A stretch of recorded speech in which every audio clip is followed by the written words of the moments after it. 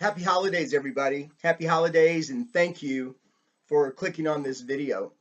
This video is going to serve as the last conference call for 2014, The Stages of Love. Tomorrow was the scheduled appointment for the conference call, but I think a lot of people are doing holiday things, and I probably won't have very good attendance.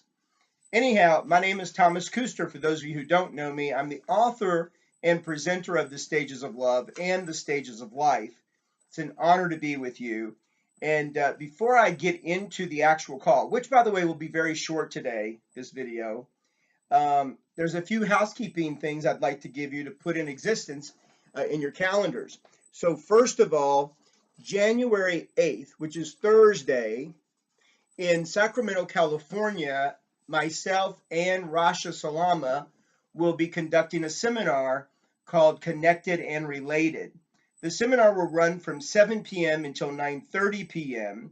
It's a $10 registration fee, so very inexpensive, very valuable. Invite your friends and your family. If you're in the area, please be there. You can register online at www.thestagesoflove.com.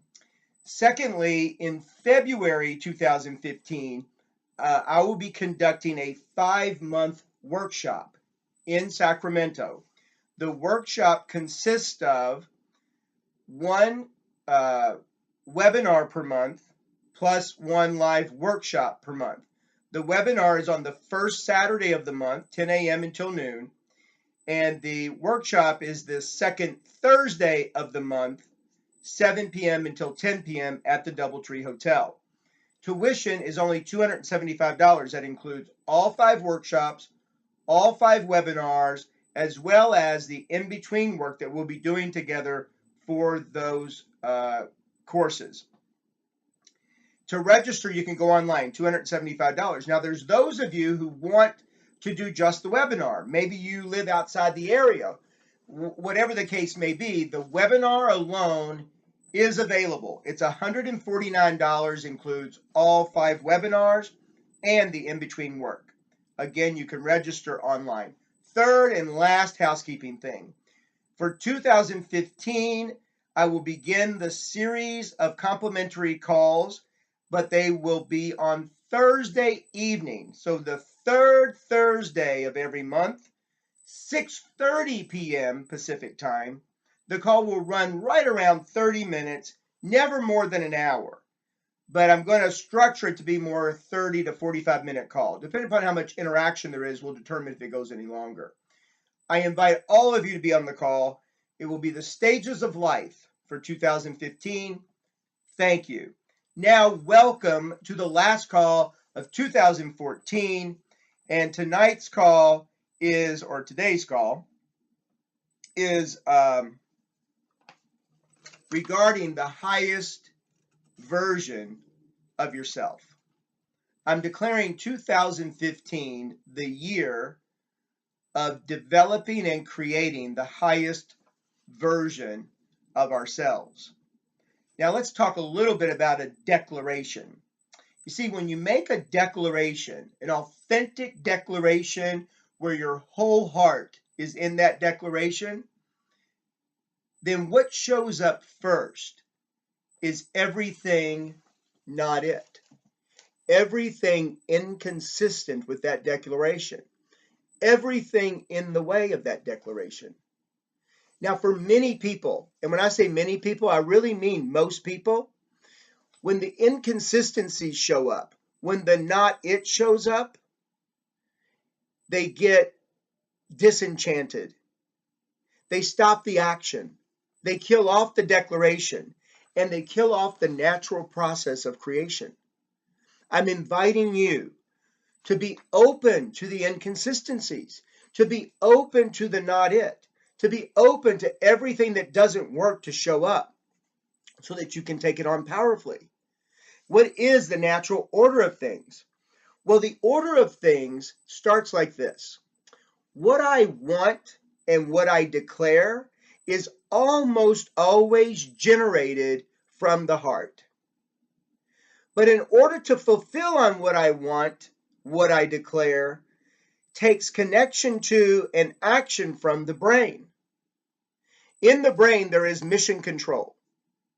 It's called the reticular activating system. But on this call, we're going to just refer to it as mission control. In order to fulfill on what I want, I must master mission control. Well, what does mission control do? How does it work?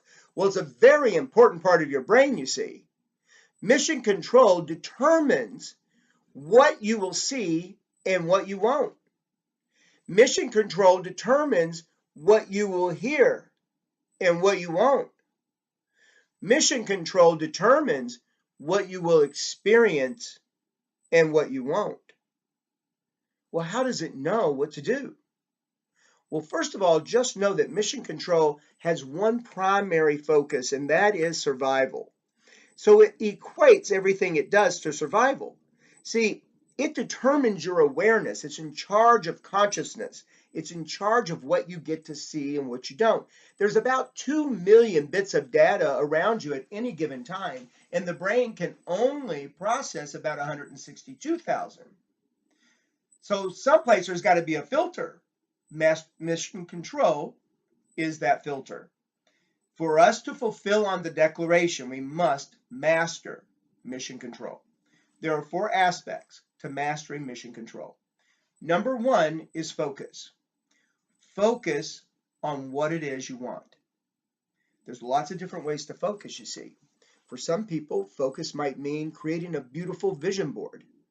For other people, focus might mean having it on my screensaver. Or maybe I have an alarm go off, or maybe I have posters up. There's lots of different ways to create focus. Your job is to determine what serves you best. Number 2, emotion. A lot of emotion around that which you want will give more power to mission control to spot anything around you that could connect to what you want and get you there. So, if you're using a vision board, let's say, you can add emotion to the vision board. How? Well, color. You could add sound. Make it cheerful. Make it easy to be with, childlike even. Mind mapping is my favorite thing because it's childlike and the brain seems to be attracted to that. So bring emotion to whatever it is that you want. Number 3, promises. Now, promises is a tricky one because you see, I learned about promises at Landmark Education, and many of you who are watching this video have some of the same education that I have from Landmark, but you may not realize how promises connect to mission control. If you are that you honor your word, if you are that who you are is your word, if that's the game you play, and if that's what you're up to and you really relate to yourself that way, promises impact mission control. You make promises and mission control kicks into gear on figuring out how you're going to fulfill on that promise. It seems like magic, but it's really biology. You're just using the system the way it's designed. It's a beautiful thing. The key to promises, though, is you don't make promises to yourself because that's sleeping with the enemy. You make promises to people you respect, people with whom you would not break your word. That's the most powerful way to deal with promises. Then number 4 is action. Having actions that are consistent with my promises, actions that are consistent with what I want, actions that are consistent with what I'm focused on, the 4 of those together create momentum and power with mission control and give you an access, a pathway to fulfilling on what you want. And what do we want? We want the highest version of ourselves. There are 3 elements to the highest version of yourself. You know, I asked the question, what is the highest version of yourself? What does it mean to be the highest version of yourself? I ask my clients this, and a lot of them, I get a lot of different answers. Generous, open, loving, giving, peaceful, complete, connected. All of which are brilliant, right? But they're not what I mean. What I mean includes those. But what I mean as the first aspect You see, I could say who I am is peaceful, and I could put on peaceful like I put on a hat, or I could put on peaceful like I put on my shirt. That's one way of being peaceful. It's not a wrong way. It's just not the highest version of yourself. The highest version of yourself says, I'm peaceful, and it's not putting on. I'm peaceful is who I am, and it's who I am because I said so. That's the highest version of yourself. When I say it, I shift to be it. It's not a put on. The second aspect to being the highest version of yourself is being present.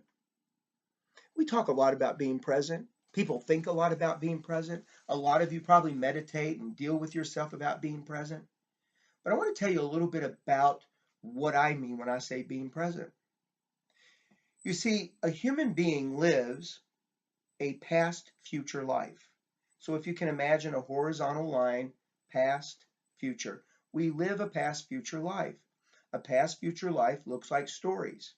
We talk about the past, we think about the past, and we carry the past into the future as something to avoid, resist, be afraid of, or maybe there's some fantasy that we're after. But it's a past future living. The problem with a past future living is that the right now gets consumed by past future. So therefore, I'm not connected to right here, right now. And right here, right now is where all my power is. So if I want power, I must be masterful at getting right here, right now. And the beautiful thing, when I'm right here, right now, I have access to the past as a reference. I have access to the future as a creation, but those don't dominate who I am right now. All my power is here. Now, if that's true, and if it's so attractive to be there, why aren't most of us there? I want to tell you why. You see, the path of least resistance is the past future life. It takes no work to be there. You can just lay back, and that's the way it is. You're born into that reality. This takes effort. This takes consciousness. This takes somebody who is on purpose and who is taking it on for real, like no kidding. So being right here, right now, honoring yourself as this present moment, eternally one with this, knowing this is the only reality, and if it's the only reality, it's the only place where I can get the kind of power necessary to even create anything in the future that makes any sense to me. And then third and lastly is connecting the brain space with the heart space. See, most of us lean one way or the other. Maybe you're very logical, a brain person. Maybe you're very heart-spaced, kind of an emotional person. Most emotional people, heart people, make the brain people wrong. Most of the brain people make the heart people wrong. In fact, so much that some brain people avoid emotion, avoid their heart space, while other people who are heart space avoid being very logical. Listen, real power is to be well grounded in both the brain space and the heart space. The connection creates coherence. Coherence gives you awareness. Awareness brings about peace. Peace brings about power. Thank you for listening. I hope that you'll join me in the future calls as we embark on this game of being the highest version of ourselves in 2015. I hope that you'll participate in our workshops or at the webinar, whichever works for you best. And check out my website. There are ways that you and I can work together one-on-one. Thank you for your participation. Thank you for being in my life. I honor you. I respect you. I appreciate you. Until we meet again, Happy New Year. Well, I think.